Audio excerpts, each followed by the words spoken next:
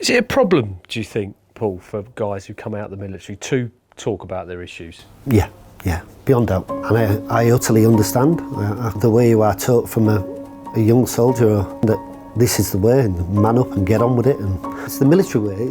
It always has been and probably always will. We need to talk. We've got to talk. You've got to decompress from anything, any battle that you might have gone to, but it's got to be done properly. It can't be done in the military way, in my eyes. It's got to be done in a different way. There needs to be a lot more peer support in there. So I'm Paul Matson. I served in the military in the 80s. I struggled when I came out of the forces and I ended up homeless, unfortunately. I did get some help and moved on with life, became a builder, and later on in life set up the charity Hull for Heroes.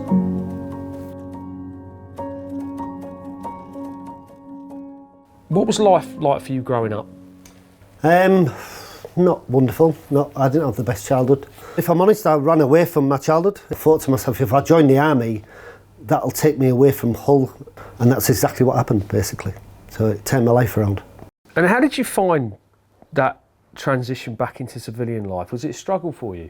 Yeah, massive struggle. And I've mentioned the things of my childhood. I also came back to the city of Hull. And unfortunately, the city of Hull was the bit that had brought me in the first place. So it wasn't just a transition from military to civilian life, it was a transition back into the city where things had gone wrong in the first place. And I literally turned to drink, turned to the bottle, turned to drugs, turned to anything that would get rid of things that had gone on in my life, basically, and fell into the gutter. I ended up homeless, basically, and just carried on the drink and carried on to a stage of life where I wanted to take my life.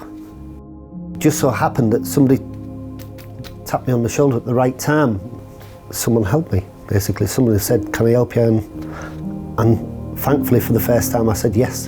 And I turned around really quickly, to be fair, and ended up with my own business and all sorts of things. The army training came back, if you like, and the motivation for that, and I just shot forward. Let's move on to 2015. And the DIY SOS Big Build project that was in Manchester. Already I'd done a DIY SOS in Hull, but then learned that there was a DIY SOS in Manchester. They were doing a veteran street, converting a full street, and veterans were moving into the street and things. And I just thought, wow, helping veterans, you know what I mean? Wouldn't that be great? And my fall down in my life from the army, I thought I was just a weakling, and I thought I was the only one on earth that it ever happened to.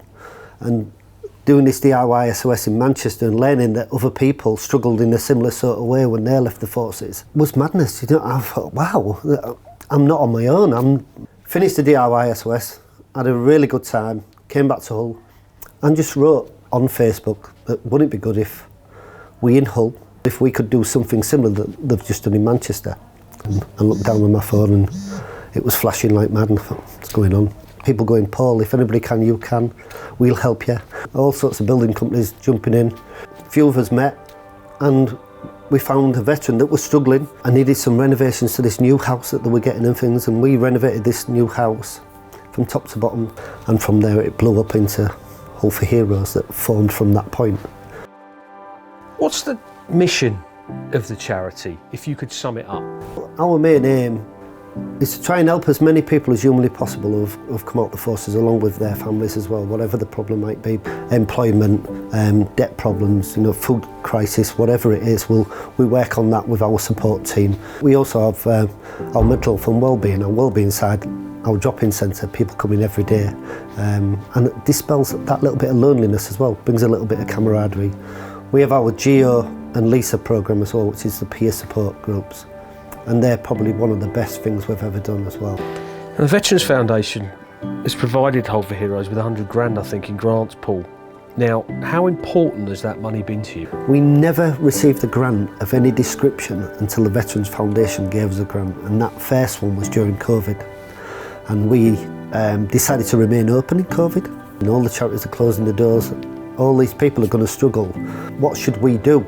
So we thought we'll create a small shop within our office to make sure that we've got enough food for the couple of veterans that we knew of that would be struggling. We had 3 warehouses in the end, and we're sending 500 food parcels out to people every week, and we're thinking, oh my word, all our money's going to run out. somebody suggested talking to the Veterans Foundation, a quick phone call, and within a couple of weeks, £10,000 came through. We thought, how were these people? How is this happening? You know what I mean? All of a sudden we've got £10,000 to play with that we didn't have before, that we could do different things with as well.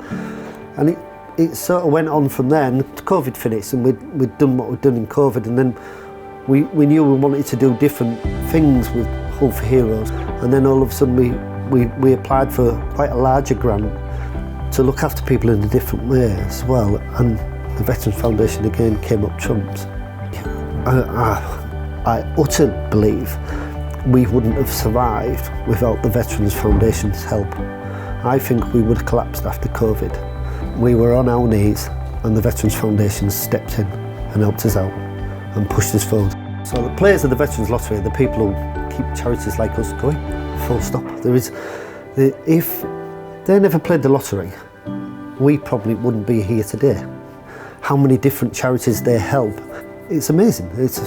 They're doing amazing things. You're doing amazing things by paying for that ticket. It helps us all. If you want to help charities like Hope for Heroes, please play the Veterans Lottery.